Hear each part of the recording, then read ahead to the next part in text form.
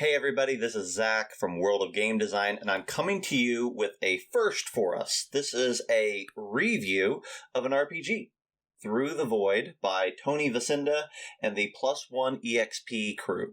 This is the ashcan version, which means that it's only about 28 pages long. I think the full book is going to be well over 100 pages. This is more of a beta test or a preview, but Tony was nice enough to send me a physical copy for me to peruse and for me to get a sense of the game, and he just asked for my thoughts on it. So I'm going to break down exactly what I think about Through the Void as a system, as a game, and maybe where it might fit in at your table.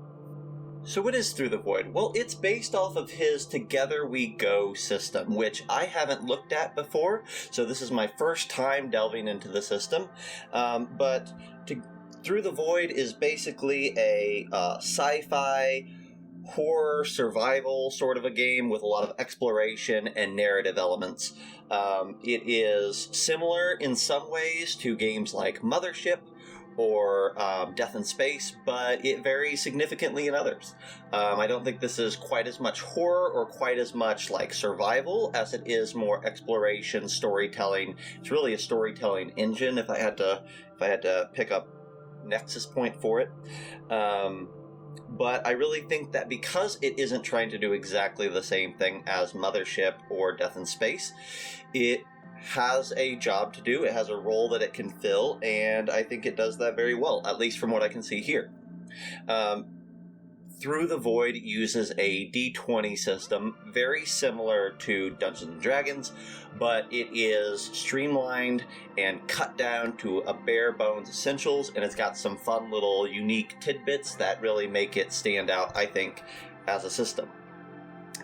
One of the things that you'll know right out the gate is that it doesn't use ability scores. Everything is based off your specialization within your crew. That's how you get your abilities, your little featured actions and things that you can make use of. And that's also how you determine your modifiers for your D20 roll. It's based off your specialization, not off of a race, not off of ability stats, just off your specialization. A couple other things that make it different than D&D style mechanics is a lot of the rolls are contested, where you're going to roll an attack roll against an opponent, and you're going to roll a d20 plus a modifier, and your opponent is going to roll a defense test, which is going to be another d20 roll plus a different modifier. And if the defender succeeds, that's great, the attack misses, and if the attacker wins, then you deal a point of damage to the opponent. Everybody has a very small amount of hit points, and your hit points are determined by your specialization, but losing even a single hit point can be a very big deal. Most weapons are only going to deal one hit point in damage. Another thing that's really cool about combat in this game is how armor works. It is damage reduction, but I think it works in a really cool way. When you are attacked and you fail your defense test, if you're wearing certain types of armor, you can roll a re-roll to see if you can succeed instead. And basically every armor type has a certain number of re-rolls that it will allow before you have to repair it. So it's this great mechanic of armor comes into play only when it needs to, only when you fail your roll. But once you fail that roll, every time you're re-rolling, you're degrading your armor, which I think works really well. It's a really smart system. It really works well with the D20 preface.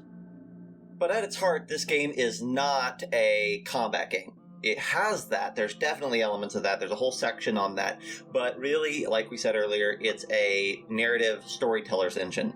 And because of that, an enormous amount of this ashcan version, and Tony was kind enough to tell me that the larger version will kind of reinforce this in some ways. A large amount of this book is about helping you tell really interesting stories in the void. So let's just walk through real quick. Just kind of touch on the table of contents, because that's going to jog my memory on a couple of things that I think are really cool. It starts off with a character sheet. The character sheet walks you through character creation, just like the Mothership's character sheet does. I don't think it's quite as intuitive as the Mothership system, and I think that there's also, in the quick rules that comes after that, there's also some issue with using a lot of gamer lingo. as opposed to communicating to a newer audience, but my expectation is that Tony will improve that for the larger version. Tony's a great communicator, a great game designer, and I have no concerns whatsoever that he knows what he's doing. One of the things you're going to find throughout this book is that there is a focus on the players adding to the story, not just with their own PCs, but actually injecting ideas into the narrative itself, the higher level narrative. Right out from the beginning, it talks about the lore master encouraging the players to seed rumors and other tidbits, NPCs, story hooks, things like that, into the things that the lore master can then pick up and utilize to a greater or lesser extent. It follows up that with a couple of locations, the Lunar Lab X1 and the facility at Ymir 413. Both of these are really great little 2-page spreads of locations for you to explore and visit. One of the things I love about them is that they are filled with tables, and that those tables have different rows for different sensory descriptors. And so it's not just you see this, you experience this. There's sights, there's smells, there's auditory things, all sorts of great descriptors and nice tables that you can use to heighten the experience of these two locations. And again, these are just 2 sample locations. From there, it talks about unseens. Unseens are great. I actually love this idea. It's the idea of a cutscene within an RPG, which not a lot of games encourage, but I love doing at my table. The idea that we step away from the PCs for a moment and we see what's going on elsewhere in another part of the galaxy or another part of the system or the space station.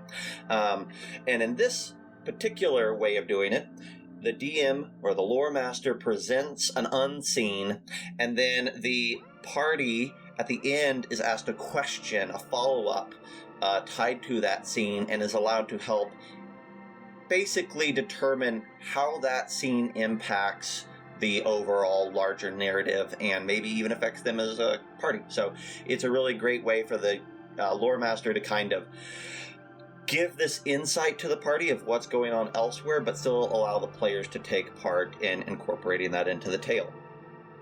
From there, we have a big section focusing on Eterna Station, which is kind of the hub of this setting. Eterna Station is this big space station. It has several rings around a star, and these rings have different stores and shops and areas, points of interest for the party to explore.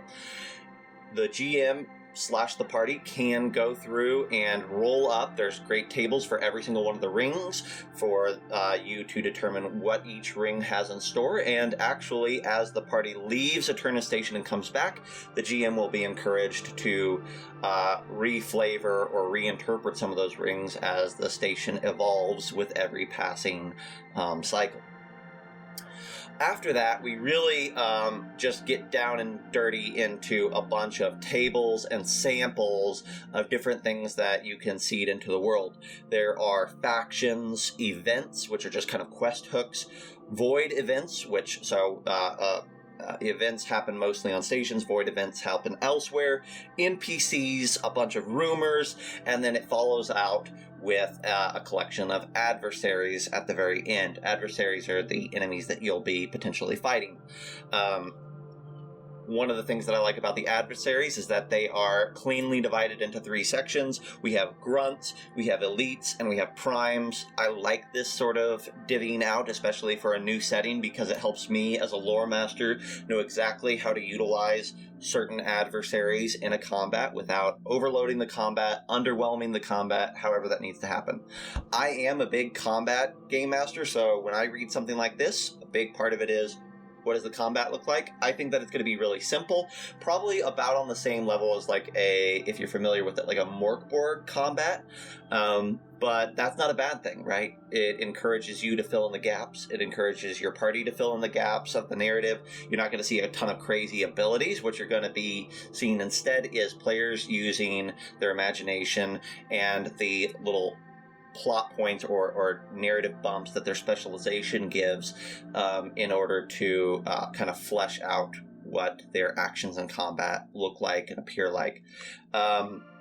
all in all, I think that this is a really interesting system. I think that it really fills a gap of an RPG that is rules light, sci-fi heavy, but isn't stuck in horror, stress, panic, and death, but allows for more of a discovery element more than anything else. Tony has given me a lot of links. If you're interested in checking out Through the Void for yourself, there is a digital version available. You can also pick out an ashcan version, just like me, and give that a look.